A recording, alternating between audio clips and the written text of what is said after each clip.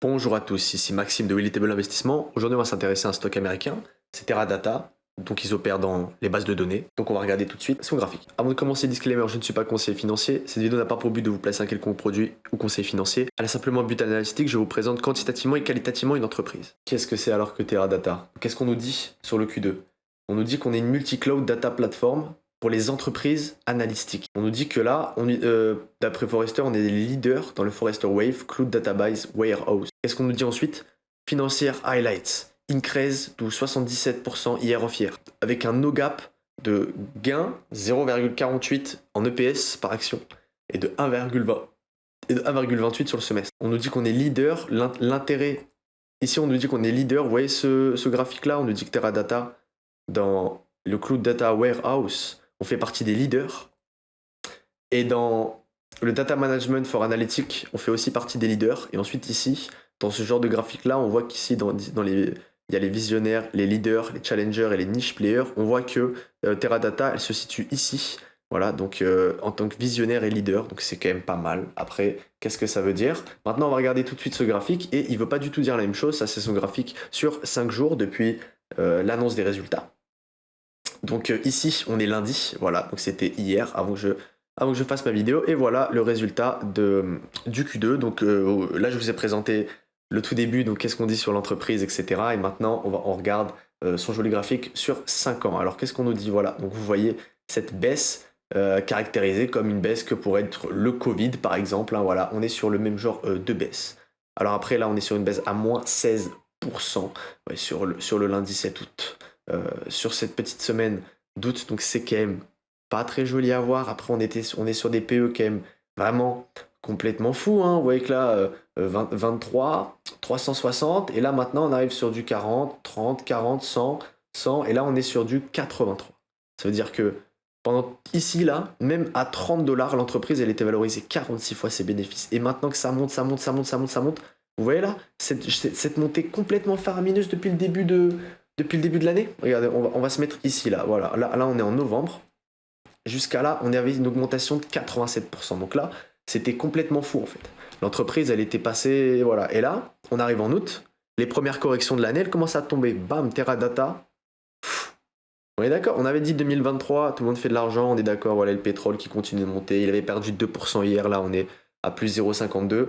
Tout le monde se met bien, et pourtant il y en a quelques-uns, ouais, secteur du cloud, regardez les marges nettes, on est sur des marges nettes complètement stables, à peu près qui augmentent, et là on était passé à 8,43, et là qu'est-ce qu'on nous dit? On est descendu à 3,68. Donc en fait, c'est des marges nettes qui sont vraiment super faibles. On nous dit qu'on est leader, mais est-ce qu'un leader, il a des marges nettes aussi peu fiables? Un leader, il a jamais des marges nettes aussi peu fiables. Regarde, si on redescend, il y a des moments où sa marge nette, elle a été, voilà, ici on n'a pas de marge nette, voilà. Ici on fait pas d'argent, là on est à 10, là voilà. Et vous voyez qu'en fait, il y a un moment en 2015, elle a été ici, là, à 80, avec des PE sûrement beaucoup plus élevés. Mais qu'est-ce que nous dit exactement la finance de cette entreprise? J'imagine qu'on va avoir un revenu total qui va peut-être avoir tendance à baisser.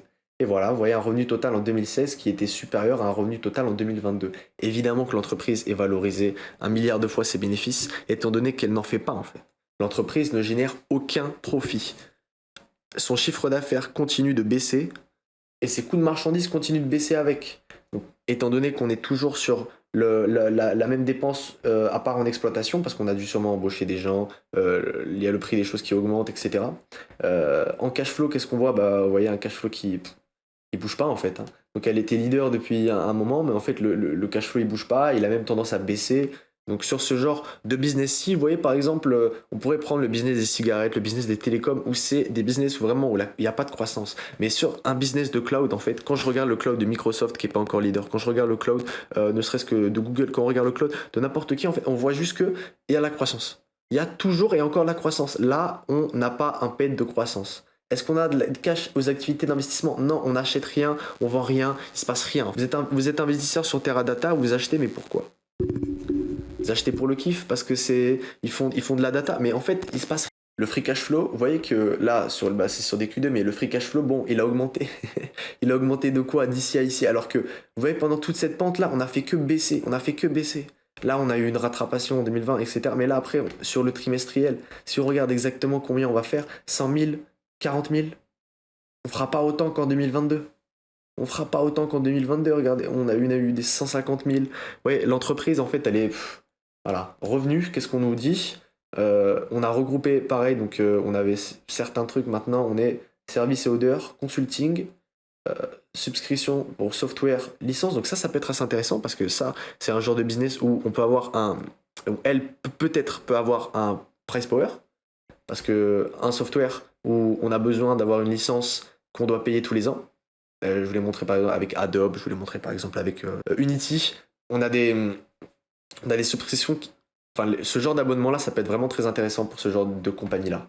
Donc, qu'est-ce qu'on va voir dans la présentation PowerPoint? Moi, tout ce qui m'intéresse, ce sont les chiffres. Le business, vous irez le regarder de vous-même. Qu'est-ce qu'on nous dit? Donc là, c'est les rates à peu près ce qu'on a. Public Cloud, ouais, on nous dit que ça a augmenté, etc. Alors qu'après, year to year, qu'est-ce que ça veut dire exactement?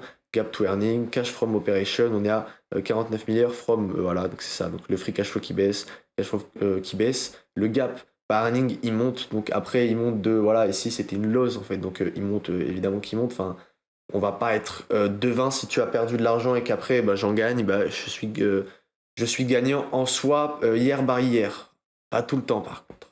Donc les revenus types, qu'est-ce qu'on voit? On voit des revenus types qui continuent de baisser, il n'y a rien qui, voilà, hein, on a baissé par rapport au Q2, je m'attendais pas à quelque chose de plus intéressant. Le consulting, on augmente un tout petit peu, bon, voilà, est-ce que ça change quelque chose? Ça change rien. Qu'est-ce qu'on nous dit?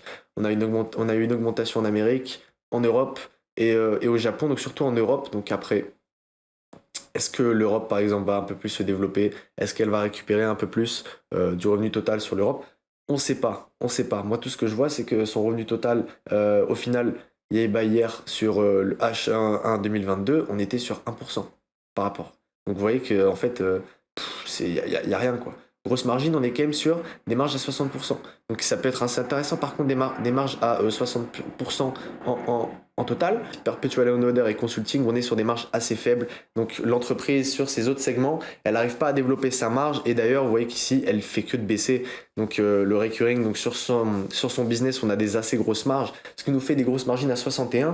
Mais ensuite, qu'est-ce qu'on va voir ici là? Qu'est-ce qu'on va regarder dans les statistiques? On va nous montrer voilà, les marges brutes, effectivement, elles sont à 61, 59. Mais regardez ces marges opérationnelles. Regardez ces marges nettes. En fait, on ne fait pas une thune. L'entreprise n'est pas profitable. On ne fait pas une thune. Donc, franchement, si vous vous intéressez à ce genre de compagnie, d'ailleurs, je ne comprends pas comment ça se fait qu'elle est encore cotée à 46 et qu'elle a pu coter et qu'elle a actuellement, elle a 33 fois ses bénéfices. Enfin, même pas, là, elle a 80. Là, pourquoi l'acheter là, en fait? Pourquoi il y a des gens qui vont se dire, ah, la baisse, là. Moi, je serais vous, je me blinde en poudre, ça dégage ce genre de... Ça dégage, je vends. Allez hop. Bon, là, je donne un petit peu trop mon avis, mais c'est vraiment... Là, je donne un petit peu trop mon avis, mais c'est vraiment pour vous rendre compte qu'il y a beaucoup d'entreprises bien, beaucoup d'entreprises profitables, et ça, c'est de la merde. Et vous faites pas avoir par ce genre de business qui vous mettent en début, ouais, on est leader dans machine, dans machin, dans bidule, machin. Gros, Microsoft, regarde, ils sont pas leaders, pourtant ils ont des revenus qui augmentent de 20%. Amazon, ils sont pas leaders, ils ont des revenus qui remontent de 20%. Toi, t'es leader, t'as rien. Mon gars, voilà, t'es leader, ça te sert à quoi? Ça te sert à avoir un revenu à 500 000, alors que Microsoft, juste avec leur cloud, ils font 20 milliards. Franchement, donc voilà. Teradata, à l'heure d'aujourd'hui, c'est pas intéressant et ça ne le sera sûrement jamais. Si vous avez apprécié cette vidéo, n'hésitez pas à mettre un like et à vous abonner. Je vous dis à bientôt.